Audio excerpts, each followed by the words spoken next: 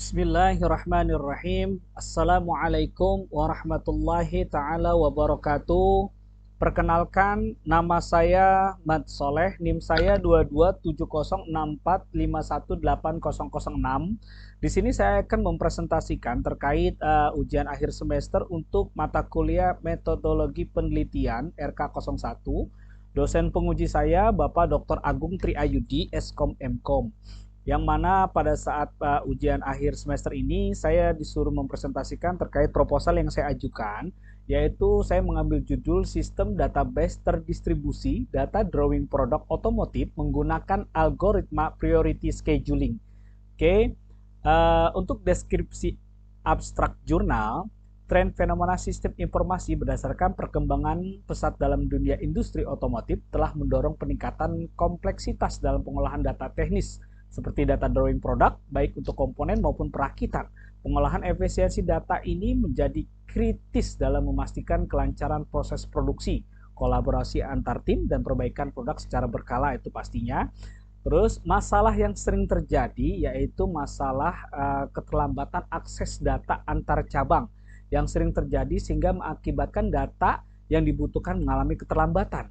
Maka dari itu kami buatkan atau tujuan dari penelitian ini adalah untuk menginvestigasi penerapan sistem database terdistribusi sehingga koneksi pengolahan arsip data drawing menggunakan algoritma priority scheduling, sehingga waktu akses data drawing bisa lebih terprioritaskan dengan menggunakan algoritma tersebut.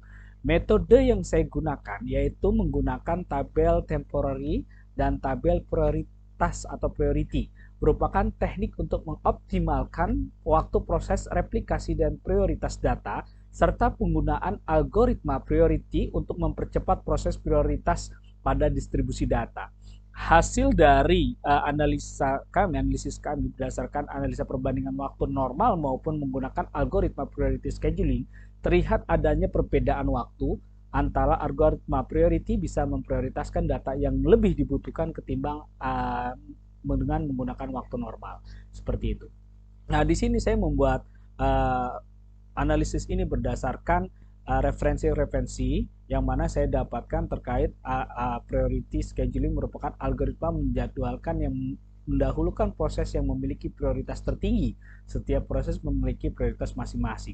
Jadi saya menggunakan algoritma priority scheduling, database terdistribusi, serta replikasi database sehingga jurnal yang saat ini saya teliti, analisa saat ini memiliki perbedaan dengan jurnal sebelumnya, yaitu dengan arsip data drawing yang saat ini kami lakukan analisa bisa membandingkan skala prioritas antara waktu normal atau waktu biasa dengan menggunakan algoritma priority scheduling.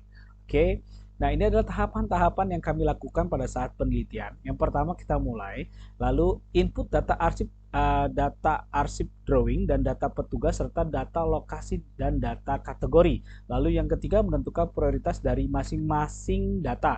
Dan yang keempat menghitung waktu proses dan waktu tunggu dari masing-masing data. Yang keempat menghitung nilai N untuk masing-masing data, dan N ini ada rumusannya. Lalu mengurutkan data berdasarkan nilai N. Dan yang ke-6, replikasi data mulai dari N tertinggi sampai N terkecil secara berurutan. Lalu menghitung waktu dan akses dari masing-masing data. Setelah replikasi, waktu akses sama dengan waktu proses ditambah waktu tunggu antrian. Dan yang terakhir akan ada output antara waktu akses data normal dengan data akses yang menggunakan algoritma priority scheduling. Seperti itu. Dari waktu akses biasa dengan menggunakan algoritma priority scheduling dapat ada perbedaan waktu karena data algoritma priority bisa memprioritaskan data yang lebih dibutuhkan atau lebih penting seperti itu. Oke. Nah, di sini jenis algoritma dan penentuan data priority. Algoritma priority scheduling merupakan algoritma penjadwalan yang mendahulukan proses yang memiliki prioritas tertinggi. Setiap proses memiliki prioritasnya masing-masing. Lalu, alasan saya menggunakan algoritma priority karena agar dapat bisa diandalkan untuk melakukan skala prioritas seperti itu untuk data-data yang akan diakses. Di sini data priority yang kami teliti ada 4 jenis. Yang pertama data arsip, drawing, terus data kategori dokumen dan data petugas, dan yang keempat data lokasi pembuatan produk. Jadi dari 4 data ini kita buatkan skala prioritas menggunakan tabel. Ada di sini skala prioritasnya kita urutkan dari nomor 1 sampai 4. Namun pada penelitian ini tingkat prioritas dari setiap jenis data dibagi menjadi rentang nilai antara 1 sampai 10, di mana data dengan nilai prioritas paling tinggi diberikan nilai 1 karena paling tinggi, sedangkan data dengan nilai prioritas paling rendah diberikan nilai 10, sedangkan data di antaranya kita kasih nilai 2 sampai dengan 9. Oke. Nah, di sini adalah contoh perhitungan penentuan waktu akses yang mana diketahui ada beberapa data, arsip drawing ada 10 record, petugas ada 7, lalu lokasi pembuatan produk ada 8 record, dan kategori drawing ada 5 record.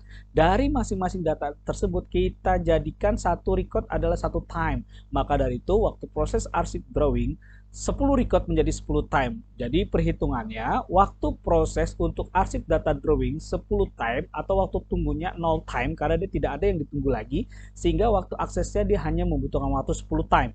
Sedangkan untuk petugas sendiri waktu prosesnya itu dia 7 time karena dia ada 7 record. Lalu waktu tunggunya 10 time ini didapat setelah arsip data drawing ini lebih dahulu diakses seperti itu, dan kemudian sehingga waktu petugas ini dia lebih lama dari arsip data drawing, dia jadi 17, yaitu setelah arsip data drawing diakses lebih dahulu baru petugas, makanya dia jadi 17 time, kurang lebih seperti itu sampai dengan kategori drawing. Oke, dari data tersebut maka waktu tunggu petugas maupun lokasi dan kategori itu kita jadikan satu, yaitu 10 time. Lalu kita masukkan sebuah rumus untuk mencari nilai N. Nilai N petugas dan nilai N lokasi serta nilai N kategori itu dirumuskan dengan waktu proses ditambah waktu tunggu dibagi prioritas, yaitu 7 ditambah 10 dibagi 2, maka hasilnya adalah 12. Jadi waktu N petugas tersebut adalah 12, kurang lebih seperti itu. Oke. Dan untuk tabelnya bisa kita buatkan lama proses, waktu tunggu, dan waktu proses sampai dengan waktu selesai. Di sini kita jabarkan lebih detail lagi. Dan untuk distribusi data priority scheduling bisa kita buatkan grafik tabel ya. Jadi skala prioritasnya itu berdasarkan waktu atau time. Di sini untuk arsip data drawing itu 10 time, lalu menyusul petugas, dan ini berdasarkan skala prioritas. Nah, dari alur proses setelah e-arsip digunakan dengan menggunakan priority scheduling tersebut, maka bisa kita kasih tanda warna hijau ini untuk data arsip drawing. Jadi setiap user atau setiap ini ya apa namanya site yang ada di berbagai macam daerah, dia bisa mengakses lebih dahulu untuk memprioritaskan data arsip drawing seperti itu. Lalu kemudian yang warna biru data petugas seperti yang sudah diterapkan untuk priority scheduling tersebut. Nah, di sini dataset yang saya gunakan atau table yang saya gunakan untuk database saya tersebut ada 4 seperti tadi saya sudah jelaskan: data arsip drawing, data petugas, data lokasi pembuatan produk, dan data kategori drawing. Dari 4 data ini kita coba implementasikan untuk mengetahui waktu normal berdasarkan data atau waktu yang yang keluar dari PHP MyAdmin. Di sini disebutkan bahwa waktu akses 0,008, maka kita coba converter menjadi millisecond. Jadi 0,8 millisecond dari 0,008 ini. Inilah adalah waktu normal biasa. Lalu dari waktu normal biasa ini kita buatkan table dari berbagai macam data tadi. Ini waktu selesai 0,8, 0,7 sampai 0,9, yang mana ada skala prioritas yang 0,7 lebih akses lebih dahulu kan untuk petugas. Nah, dari sini kita buatkan algoritma priority scheduling ya. Kita buatkan algoritma priority scheduling yang mana kita bikin table prioritas, yang mana arsip data drawing adalah skala prioritasnya ke 1, yang kedua adalah petugas, yang ketiga adalah lokasi, dan yang keempat adalah kategori. Dari prioritas scheduling ini yang sudah kita prioritaskan, maka waktu selesainya dia 0,8, maka arsip data drawing ini didahulukan, kemudian petugas, lalu selanjutnya sampai dengan kategori, data kategori, yaitu 3,5 millisecond ya. Oke. Setelah ini kita buatkan perbandingan antara data normal, waktu normal dengan waktu priority scheduling. Ini kita buat perbandingannya, kita bikinkan table. Di sini adalah ada grafik perbandingan priority scheduling dan waktu normal. Yang mana dari sini bisa kita simpulkan bahwasannya untuk proses distribusi data menggunakan algoritma priority scheduling yang telah dilakukan pada penelitian ini mampu menyeleksi data-data yang akan direplikasi berdasarkan prioritas atau kebutuhan dari masing-masing data tersebut atau tingkat kepentingannya. Pengujian yang dilakukan menunjukkan proses replikasi dilakukan secara berurutan, diperoleh dari komputasi nilai N dan dari persamaan nilai prioritas dengan waktu proses dan waktu tunggunya. Lalu yang kedua, proses priority scheduling pada dasarnya mengatur distribusi data keseluruhan dari proses replikasi data karena menentukan urutan data yang akan diproses sesuai dengan prioritasnya. Dan yang ketiga, proses priority scheduling meningkatkan ketersediaan data yang digunakan pada server-server yang lain di mana data-data dengan prioritas tertinggi direplikasi terlebih dahulu sehingga data-data tersebut tersedia dan dapat diakses dengan cepat oleh server-server yang ada di berbagai daerah. Kurang lebih seperti itu. Jadi ini adalah perbandingan antara waktu normal dengan priority scheduling. Jadi tidak akan ada yang namanya istilahnya keterhambatan dalam mengakses data karena ada scheduling data karena ada algoritma priority scheduling, jadi diprioritaskan data yang lebih penting terlebih dahulu, yaitu arsip data drawing. Oke, demikian presentasi dari saya. Apabila ada kesalahan, mohon maaf. Wabillahi taufiq wal hidayah. Wassalamualaikum warahmatullahi wabarakatuh.